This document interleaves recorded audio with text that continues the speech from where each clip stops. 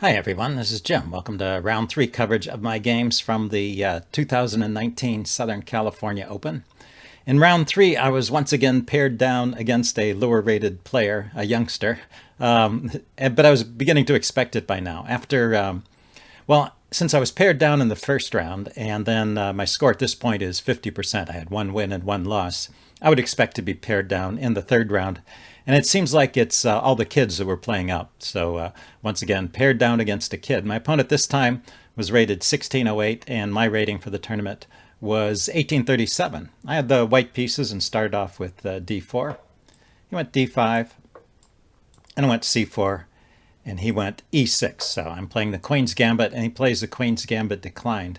And here my normal move is knight to c3. But, I've been experimenting with the Catalan recently, and I thought this might be a good opportunity to try it out again, especially because a younger player might not be so familiar with the Catalan and some of the ideas. So I play knight f3. That's a way of getting into the Catalan. He goes knight f6, and I play g3. And this is the characteristic setup of the Catalan. You've got pawns here on c4 and d4 and g3, and the knight on f3. And you're going to fianchetto the bishop and look for pressure on the long diagonal. It's an interesting way to play. And now the most common responses here, first of all, this is the open Catalan, which is just taking that pawn, sometimes even trying to hold on to it, although usually white can round it up pretty quickly. With the knight here and the bishop here, you have enough pressure on this diagonal that it's difficult for black to hold on to that pawn. Another way of playing is to play the closed Catalan, just bishop e7, or sometimes throwing in the check first and then retreating to e7 is a standard way of playing. Those are the main ways of playing. But my opponent instead played c5. So that's a bit of a mistake because, as I said, my idea is to try and get some pressure along the long diagonal, and this pawn really belongs on c3 to fight against that scheme. But having said that it's a mistake, it's really only a very slight mistake. It's quite a playable position for black still. It's just giving white a little bit of what he wants here. So I took. That seems to be a reasonable response. And then he played the move queen takes d5, which is a bit rare in this position. So this is a position that has been played before. And the most common move here is e takes d5. And the play might go like this. Say e takes d5, bishop g2, putting the bishop on that long diagonal. Knight c6, knight c3, and I'd be very comfortable with this position as white. You've got the bishop here, you've got pressure on that pawn from the knight and the bishop. At any time I can choose to take here and give black an isolated queen's pawn, or he can take and give me and give himself the isolated queen's pawn I'll take back with the knight, or he could push on. Sometimes that's an idea for black. So still a playable position for black. It's the kind of position that might arise from the Tarrasch variation of the Queen's Gambit, or maybe the semi-Tarrasch. Anyway, a playable position for black, but quite comfortable for white, and something I'd be happy to play. Instead, he played queen takes d5, which is a very interesting idea. And I have to say my opponent was taking a lot of time in the opening. So, partly this is a success for me. I'm thinking that my strategy of giving him an unfamiliar opening is working here because he's burning up lots of time in the clock. But he's finding some good ideas too, so it's a double-edged thing, making him think. Sometimes they come up with good answers. Anyway, after queen takes d5, I gain a tempo by kicking the queen, so that's probably why it's not played so much. But on the other hand, I have a choice here of accepting an isolated queen's pawn by defending here, or taking and opening things up, and then it kind of seems to me it's a pretty even position with all the open files there, and the fact that it's all symmetric. Although maybe that's not correct. Maybe white still has some advantage there. The chess engine seems to think so anyway. In any case, I just played bishop g2 here, kind of deferring a decision about what to do in the center. So if he wanted to just open things up completely, he could take there. But instead he played knight c6, a reasonable move. And I did decide to go with e3 here. I don't want to lose that pawn, and I decided it's better for me to hold on to it. And in this position, this is still in the book, Bishop e7 has been played, and play might continue like this. Bishop e7, castles, just keeping the tension here in the center. So black castles. And then at this point, white normally takes. Bishop takes c5 and a3. And I wanted to put this position on the board and look at it a little bit because to me, as I was saying, opening things up in the center seems like it leads to kind of an easy equality for black. In fact, black could trade queens right now, although that would bring my rook to the center. The thing is, the chess engine gives an advantage to white. So, I want to look at this and figure out how white has some kind of slight edge here. And I think it's this bishop versus this bishop. So if we look at the other two bishops, the queen's bishops on c1 and c8, they're equally bad, right? They're both blocked in behind the pawn chains. So that's kind of the same. The knights are equally well posted. The pawn structure is symmetric. So the difference has to lie in the two bishops. And so my bishop is nice and safe here and has a good diagonal, whereas his bishop is loose here and can get kicked around, and maybe it won't find such a good home. In any case, that's the only reason I could think of why white might be better here, and it does not look like a huge advantage to me, but maybe that's just something I have to get used to. So anyway, that's why I wanted to look at that for a bit. He didn't play bishop e7, he played c takes d4, and we are just out of the opening book at this point. I took back with the pawn. If I take with the knight, I mean, he can keep trading until I have a pawn there anyway. And when you have the isolated queen's pawn, you generally want to have more force on the board. You want to keep alive ideas of pushing that pawn forward and opening things up. And you want to have active pieces take advantage of the open files you get on either side of the IQP or half-open file. So I take the isolated queen's pawn. I accept it. Let's see, he plays bishop b4 here, pinning my knight, and I castle to unpin. I don't mind if he trades here. I'll have the bishop pair, and I will have a strengthened center. I'll take back with the pawn there. But he doesn't take, he castles. I go queen b3. Kicking that bishop, he just drops back to a5, and I play rook to d1. I want to get the queen out of the way and get the rook behind the pawn, so if it gets traded off against, there won't be a queen trade. I want to keep queens on the board, and I want to keep the idea alive of pushing that pawn forward. So he gets his queen off the d file as well and plays queen e7. Actually, right here, the chess engine is recommending bishop b6. But all these lines seem to keep some edge for white.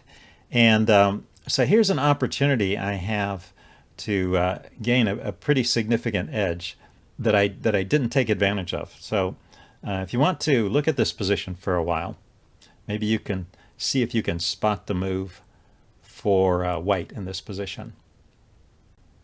Okay, pause the video if you want some more time to think about this. I'm going to give the answer away now. The chess engine really likes the move knight to e5 here. And I did think about this move during the game. I just wasn't quite sure about the resulting position. So what I was a little bit worried about is what if he just takes here? And, well, it solves my problem with the isolated queen's pawn. But it gives me this advanced pawn that I have to take care of later in the game, and I wasn't sure. And it also opened up lines at the center, which to me looks kind of even. But the chess engine gives this position as a very strong advantage to white.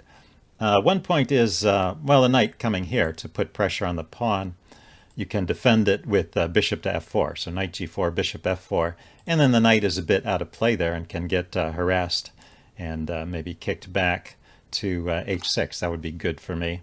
And if the knight goes back to this square, then it's blocking and the bishop, it's a bit out of play, and once again I can defend the pawn.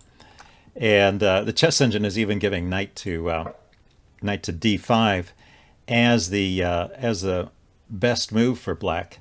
And here I have the pleasant choice between, well, after the exchange, here I can take back with the queen and try and hold on to my extra pawn, or the chess engine even likes this move better, bishop takes, and then giving up that pawn but getting quick development with both my bishops in good posts looking along these diagonals.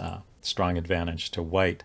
So interesting idea there, and one that, well, I thought about and I kind of rejected. After knight e5, in fact, I'm sorry, after knight e5, the chess engine is recommending not even taking the knight, but just bringing the bishop back and trying to get pressure against this isolated pawn again, but also with a good advantage to white. So if I knew I could play this move and get away with it, I probably would have. But I wasn't sure about this position after the exchange, where I have this isolated pawn and I have to take care of it. I mean, it's not isolated. I have this advanced pawn that I have to take care of. And if I have to play a move like f4, then I've opened up a diagonal towards my king. That's a bit awkward. But it seems like I can defend it with pieces, and it has a strong effect of cramping my opponent's king side particularly, and cramping his position in general. It helps to keep this bishop out of the game. So I guess, well, this is a learning experience for me. You know, I don't, the Catalan is a new opening for me. I just started playing it this year. So this is one of the wrinkles of the Catalan I need to maybe get better used to, get a better understanding of this kind of position. So next time I'm faced with this choice, I'll go ahead and play knight e5. Anyway, here I went with bishop e3, which also, it's not a bad move. It keeps an advantage to white. He plays knight to g4, harassing my bishop, and I went to f4. So I was actually thinking quite a bit as well. My opponent was taking his time, and I was taking my time. I actually had wanted to get my bishop to f4 immediately, and I thought, well, maybe I'd just harass it with the knight move to h5. So I deliberately put the bishop on e3 first, so that he would be tempted to play knight g4, and then I moved my bishop to f4. So I thought this maneuver worked out okay for me. He played bishop to b6, and now I go h3, kicking his knight, and the knight has nowhere great to go except back. And I continue with knight a4. I was having to pause and think at each of these moments in the game, trying to figure out the best way forward. This seems like a reasonable idea, though, harassing the bishop and also opening up the c file and getting a rook here. I'm just trying to get all of my pieces into the game. Let's see. He dropped his bishop back to c7. There is an idea here of knight to d5. I was kind of expecting knight d5 at some point. And maybe this is okay for black, but these doubled pawns here look kind of nasty. And then I could play bishop g5 here. The chess engine gives this as playable. I mean, he did manage to stop my isolated queen's pawn and also defend his doubled pawn here and open up a file for his rook. So perhaps that's a little better than what black played in the game. He just retreated his bishop back to c7, and I decided to trade at this point. Took that off, got the queen over here, and got my rook to the c file. So I'm activating a piece, although at the cost of a trade. I mean, in general, the trades help black because he would like to trade off all the minor pieces and just get into a simple endgame where he can put pressure on that isolated queen's pawn. Let's see, he unpinned immediately with queen e7, and I went knight to c5. So part of my idea was to maneuver this knight around to a better square. This is one of those outpost squares you have in the case of an IQP, an isolated queen's pawn. And if he ever pushes the b pawn forward to trade it away, well, that helps me out by opening up this diagonal for my bishop. So I think this is good play so far. But, black is still taking a lot of time on every move, is finding ways to continue to hold on. So although I've had an edge the whole game, it seems like there was never any real breakthrough for me. Although, once again, the chess engine likes the idea here of knight e5 and just allowing the exchange. It doesn't think it's as strong here, but it still likes this plan. And I guess in this case, after he trades, his knight doesn't have this square to go to. It could come to the center. But another point is that the dark squared bishop is gone, so maybe it's a little easier for me to defend the pawn by playing f4 and e5, pawns on those two squares and cramping his king side. Seems to be a plan here. Anyway, I went with knight to c5, He went rook d8, activating that rook, a good move. I went queen to a4. So it's kind of a bit of maneuvering here where I'm trying to figure out what's the best way to exploit this position. I have a slight edge here, and I'm maintaining it, but you know, he finally gets his knight to d5. He's managed to blockade that pawn. Let's see, I play a3 to keep his knights out of the b4 square. He goes a6, and now I go b4. And once again, this was a place where the chess engine is recommending knight to e5. But I have a different idea here. Let's see, he plays bishop d7, finally getting his last piece off the back rank. Drop my queen back to b3. He plays b6, finally kicking my knight. And I drop my knight back to d3. And this was my idea. I was sort of expecting that move. And I've got two pieces on the e5 square. So now I can get a knight to e5. And if he takes it, I can take back with a knight. So that's what I was thinking at this point. The chess engine says I should go ahead and take the bishop, which is a little bit hard to accept because this bishop has been a bad piece the whole game. But it's at the stage where it's about to become a good piece. So getting rid of it now maybe would have saved some trouble. And then once again, knight e5.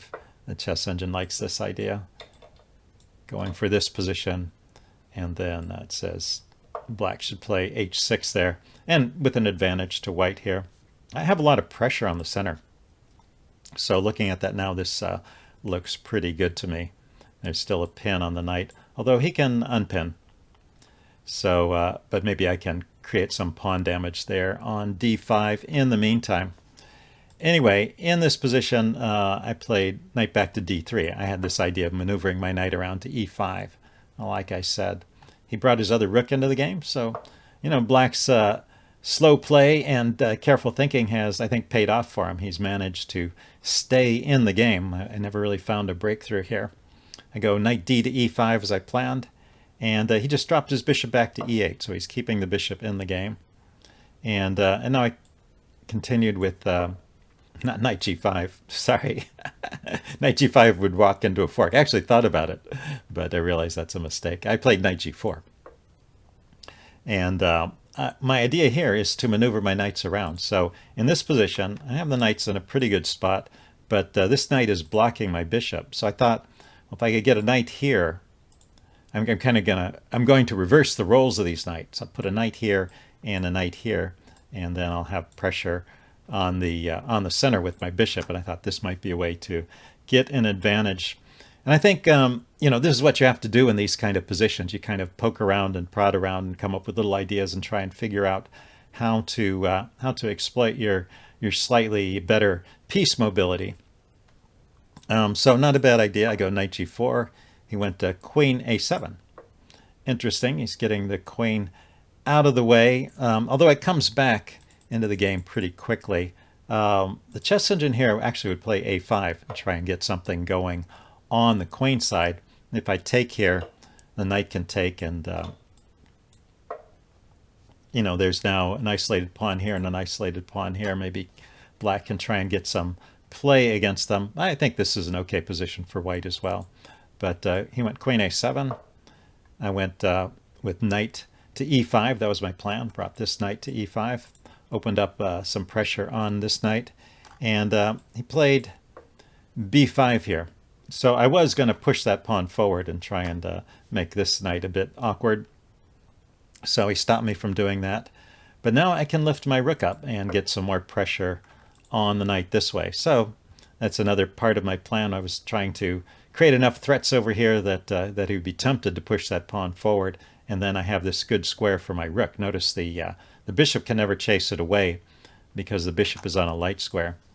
But he finds a defensive move here. He plays knight ce7, and so he's hanging on here, and there's no real breakthrough. Well, let's see. So I continue with my maneuvers. I play knight to e3 now. He goes queen to b7, so putting his queen into the pin, but you know, successfully defending that knight there, preventing me from creating much damage. So I played rook d to c1, and at this point he exchanges. So during the game, at this point, we're on move 30 here. He had actually used up all the time on his clock. And so it's interesting, and this time control, it was game in 100 minutes, plus 30-second increment every move. So the rest of the game, he's playing on the increment, and you can see it's still a complicated game with a lot of force on the board. So so my strategy has paid off in a way, but he seemed to do okay playing on the increment. So I wonder if he's really just a time pressure addict. You know, he wasn't so much that he was taking his time as he just doesn't mind being in time pressure. So maybe it's a combination of both. Anyway, he played rook takes c5, and I thought at this point my strategy is paying off, because I thought that was a bit of a mistake, giving me this protected pawn, solving my problem with the isolated queen's pawn.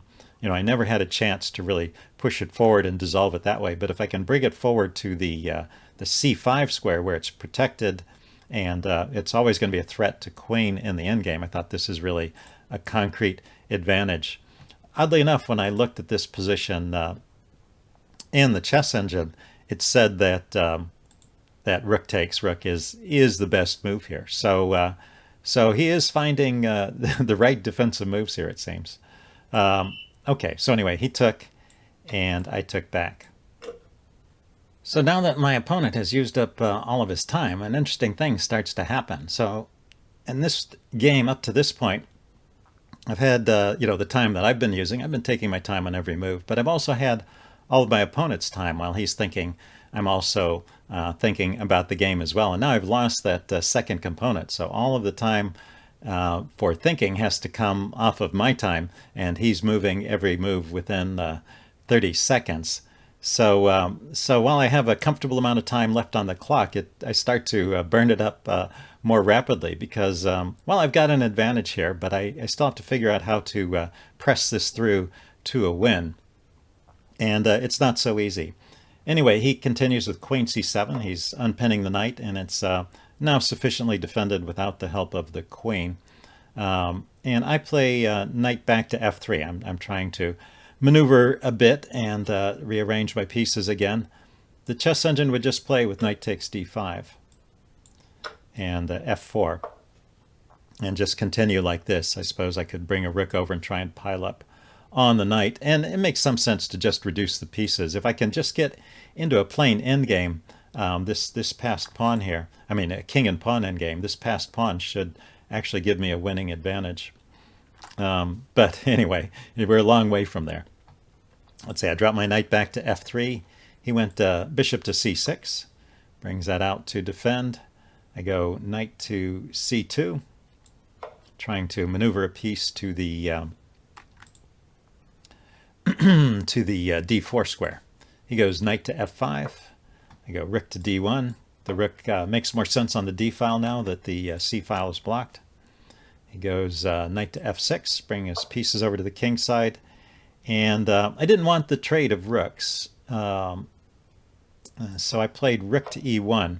The chess engine questions that move a little bit. Thinks, first of all, I'm okay with rook takes, queen takes, and knight to e3. The queen is protecting the knight, so even if there's a trade there, well, I'll have that covered. And as long as the knight is there, his queen can't penetrate. I don't know. It looks like I'm giving black some unnecessary activity to me. Or another idea here was knight c to d4. That makes some sense, I think. And then the bishop might go to d5, hitting my queen, queen to c2, and knight to e7. Not that one. Knight to e7. So yeah, interesting way of setting up for black. Again, it seems like there's no way for white to really break through here. The chess engine is giving an advantage to white, but not a clear win. Okay, so I kept the rooks on. I played rook e1. He went bishop to d5 here. And actually, right here, black had an interesting opportunity to equalize or maybe get an edge. And he didn't spot it. Of course, he's on the increment, but I didn't spot this idea either. It's an interesting move. It's knight to e4, protected by the bishop. and say I play knight to e3, he can sacrifice here. Knight takes g3, f takes, bishop takes. Let's see. And if I take back here, the queen is coming in with a check and picking up the piece, so that's no good. I have to take the knight. And then he can continue taking the bishop. I take, and then he takes the knight. And he's actually gained a pawn here, although this position is not clear. It's not a clear pawn up because these two pawns can hold back these four, and I do have this protected passed pawn over here still, but it does change the nature of the game. There was a game where up until this point I had an advantage the whole game, and after rook e1 there's this move that he has at knight e4, which gives some kind of edge for black, so a sudden change of events. So it's tough to play these kind of games. You're basically, when you play this way, you're supposed to keep control of the position at all times and keep squashing all that kind of counterplay, and then keep poking and prodding until your opponent breaks down. Anyway, that's probably a difficult idea to find, this knight e4 idea. And maybe there's better ways to handle it than knight e3, although that was the best line according to the chess engine. Interesting. He went bishop d5 here. Pretty natural move. I dropped my queen back to b2. He went bishop e4, poking at things. Once again, he could try knight takes g3 here, leading to equality according to the engine. Let's see. I played g4 here. I mean, instead of bishop e4, he could have tried knight g3. So I'm kicking the knight back. He throws in this trade. I take. And he goes knight to h4. So I had expected this. My plan was to drop my bishop back here. I don't want to allow him to take that bishop.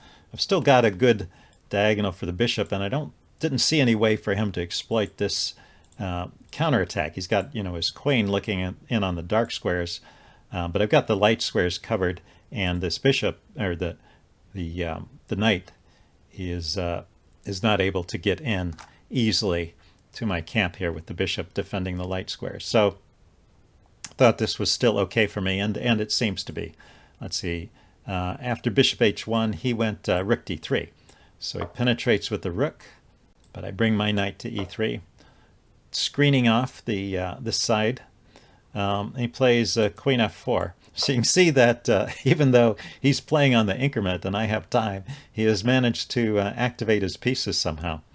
So at this point, I decide to play rook d1 and just allow the trade and go for a somewhat simpler position because that clock is ticking and now my time is starting to get eaten up.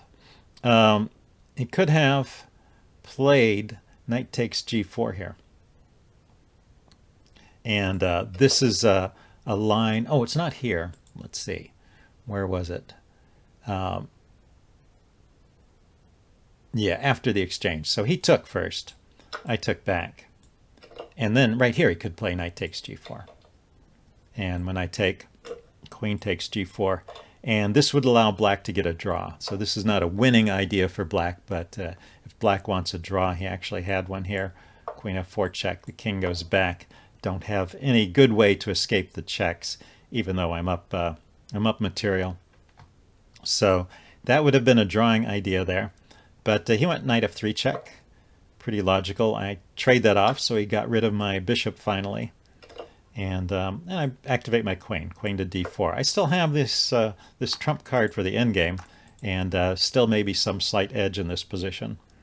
He goes queen d5, and I decide to just take. I think there's a saying that knight endgame is the closest thing to a king and pawn endgame.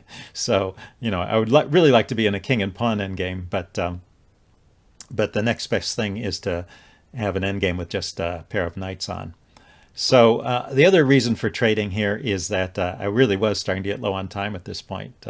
Having used up all my time, my opponent is playing on the increment, but is still managing to find moves. Oh, he didn't take back with the pawn. He took with the knight, of course. So I start bringing my king into the game. Plays king f8. Go king f3, king e7. So the kings march to the center, very typical endgame play. He comes over here, he's going to blockade my pawn. Push forward with h4, goes king c6, go king to d4, getting away from some checks, and closer to the action over here on the queen side. He goes f6, maybe threatening to chase my king away with e5. I go f3, and here he finally cracks. So at this point, he's been playing on the increment, but it's clear that he's searching for an idea to try and simplify things a bit or to break through.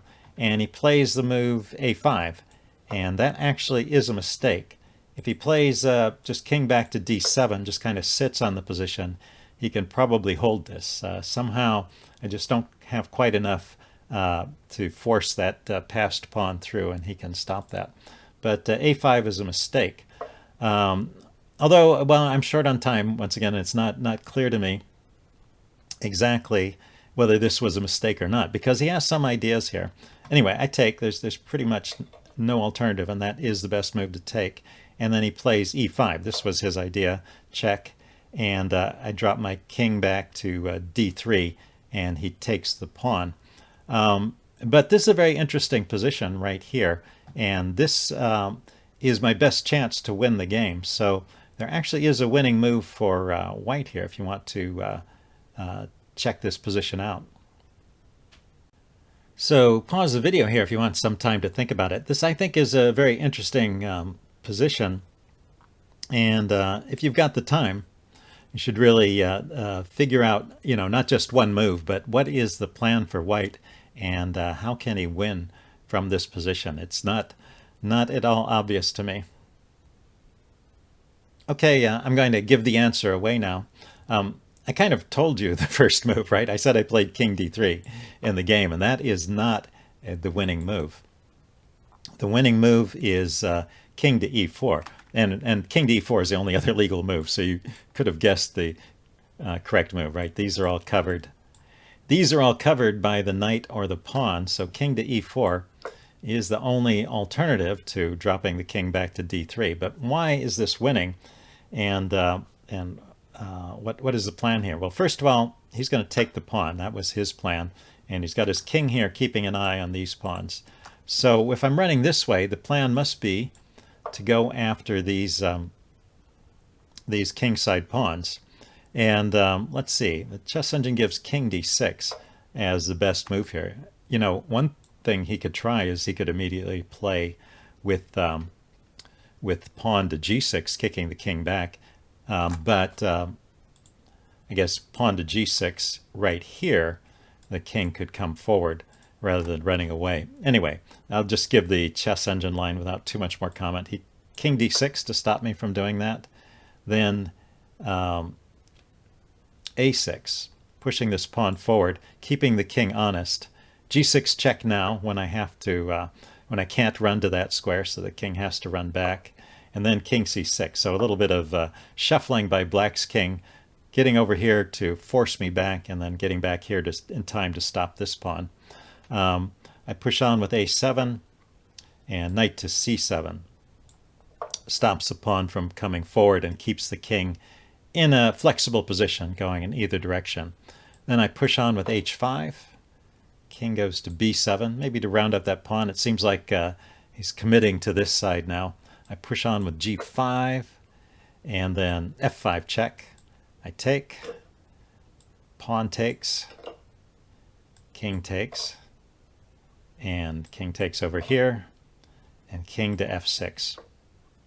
And so that's about a, what is that? That's a 10-move sequence. That's from move 50, or 9 moves. We're on 62, and we start at move 53.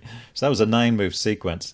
And at this point, the chess engine was giving a slight edge to white all the way. And then by this point, if you let it run for a while, it says, oh, now white is winning.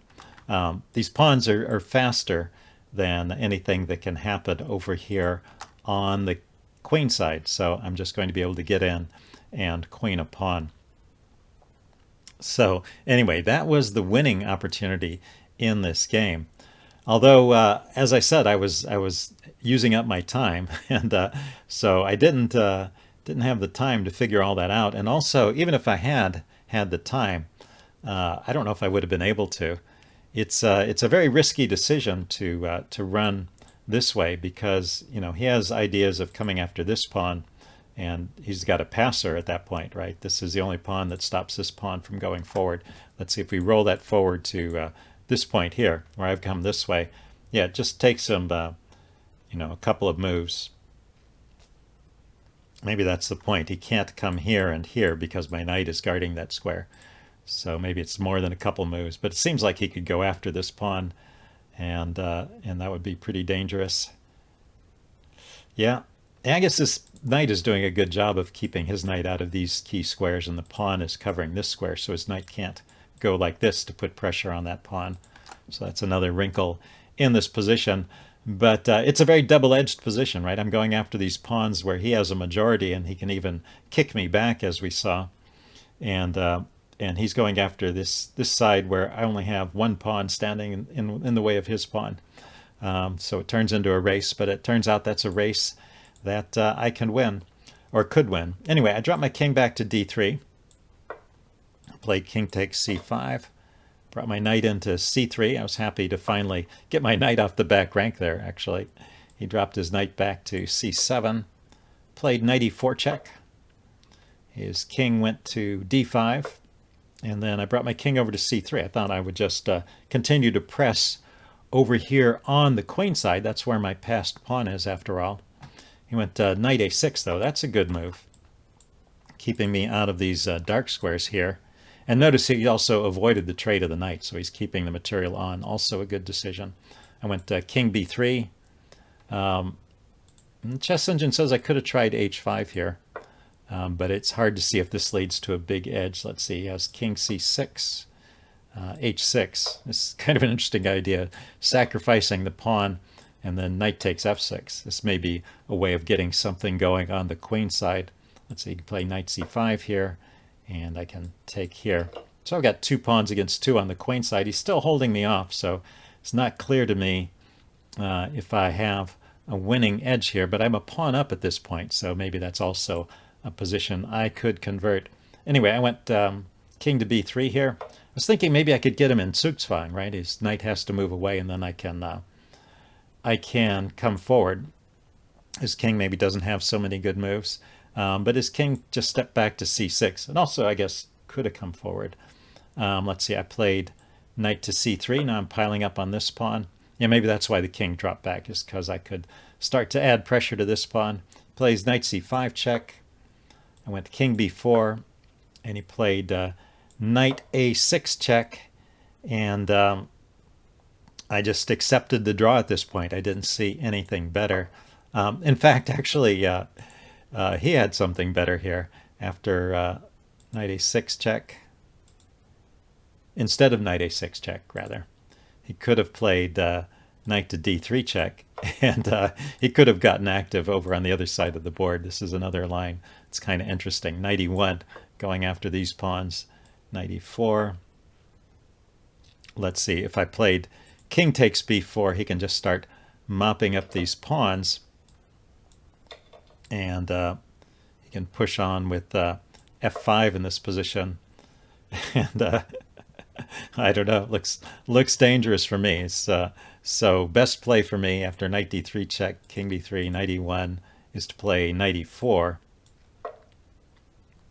Takes on f3, play h5, plays h6, play a4, not that one. Play a4 to dissolve the pawns over here. He has knight to d4 check, king b4, knight c2 check, king back to c3, and this also seems to lead to a position which is drawn, probably. But anyway, that is not what happened. He went with the repetition knight a6 check. I dropped my king back, and I just didn't see any more way to make progress, and I accepted the draw here. So after 3 rounds, my score is 1.5 points. So it's the old guy 1.5 points and the kids 1.5 points. It's not a great result considering all of my opponents were lower rated. So I'm definitely losing a lot of rating points at this point in the tournament.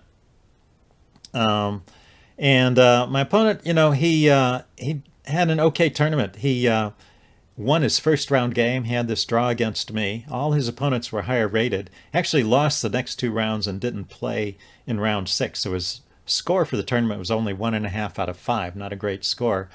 But because he was so low rated to start with, he was 1608.